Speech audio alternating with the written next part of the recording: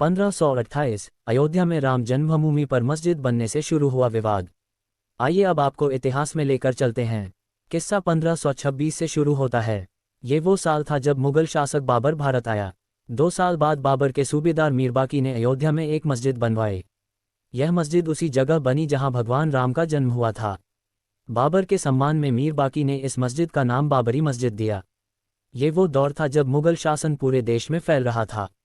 मुगलों और नवाबों के शासन के दौरान 1528 से 1853 तक इस मामले में हिंदू बहुत मुखर नहीं हो पाए। 19वीं सदी में मुगलों और नवाबों का शासन कमजोर पड़ने लगा। अंग्रेज हुकूमत प्रभावी हो चुकी थी। इस दौर में ही हिंदुओं ने यह मामला उठाया और कहा कि भगवान राम के जन्मस्थान मंदिर को तोड़कर मस्जिद बना ली गई। इसके बाद से रामलला के जन्मस्थल को वापस पाने की लड़ाई शुरू हुई। 1858 बाबरी मस्जिद बनने के 330 साल बाद हुई पहली FIR। मीरबाकी के मस्जिद बनाने के 330 साल बाद 1858 में लड़ाई कानूनी हो गई, जब पहली बार परिसर में हवन पूजन करने पर एक FIR हुई। अयोध्या रिविजिटेड किताब के मुताबिक 1 दिसंबर 1858 को अवध के थानेदार शीतल दुबे ने अपनी रिपोर्ट में बताया कि परिसर में चबूतरा बना है। ये पहला कानूनी दस्तावेज है जिसमें परिसर के अंदर राम के प्रतीक होने के प्रमाण हैं।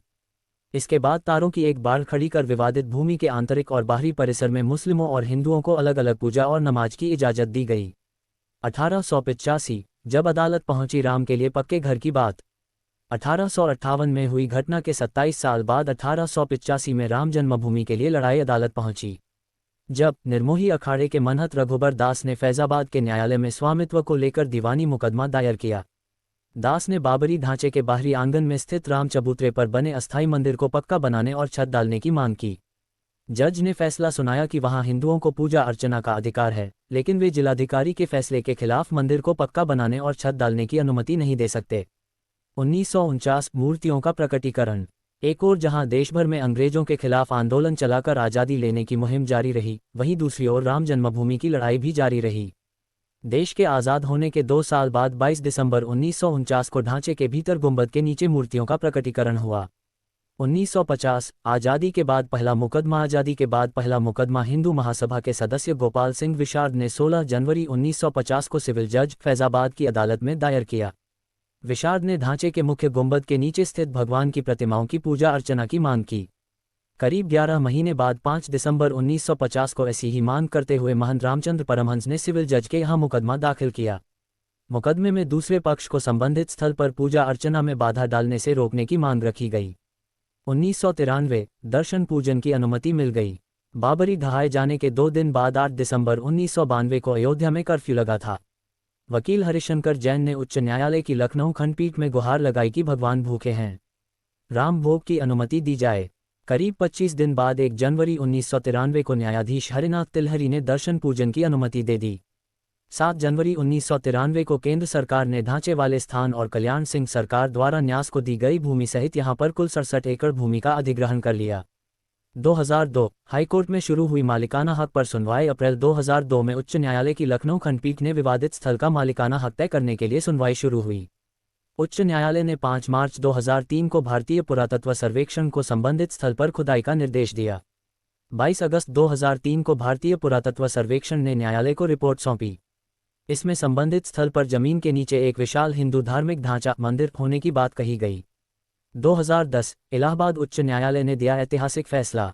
30 सितंबर 2010 को इलाहाबाद उच्च न्यायालय ने इस स्थल को तीनों पक्षों श्री राम लला विराजमान, निर्मोही अखाड़ा और सुन्नी सेंट्रल वक्फ बोर्ड में बराबर बराबर बांटने का आदेश दिया। न्यायाधीशों ने बीच वाले गुंबद के नीचे जहां मूर्तियां थीं उसे जन्मस्थान माना। इसके बाद मामला सर्वोच्च न्यायालय पहुंचा। 21 मार्च 2017 को सर्वोच्च न्यायालय ने मध्यस्थता से मामले सुलझाने की पेशकश की।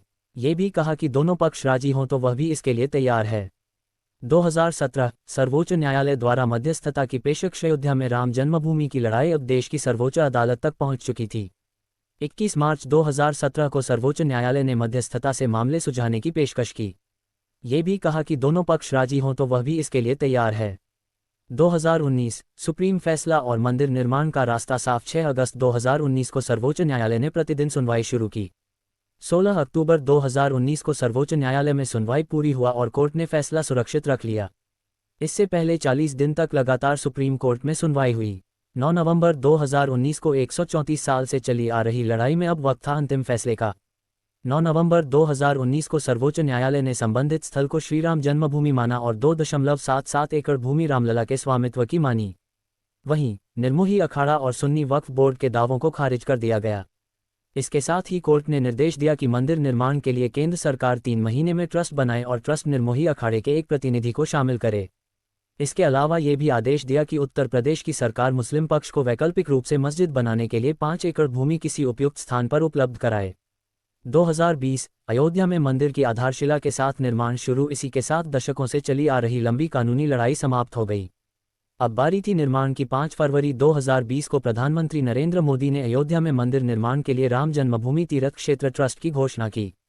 ठीक 6 महीने बाद 5 अगस्त 2020 को अयोध्या में राम मंदिर की आधारशिला रखी गई, जिसमें पीएम मोदी शामिल हुए। 2024 भव्य मंदिर में रामलला की प्राण प्रतिष्ठा। 134 साल चली कानूनी लड़ाई के बाद अब अयोध्या में भव्य राम मंदिर का निर्माण हो रहा है। राम जन्मभूमि पर मंदिर के पहले चरण का काम पूरा हो गया है। 22 जनवरी 2024 की वह ऐतिहासिक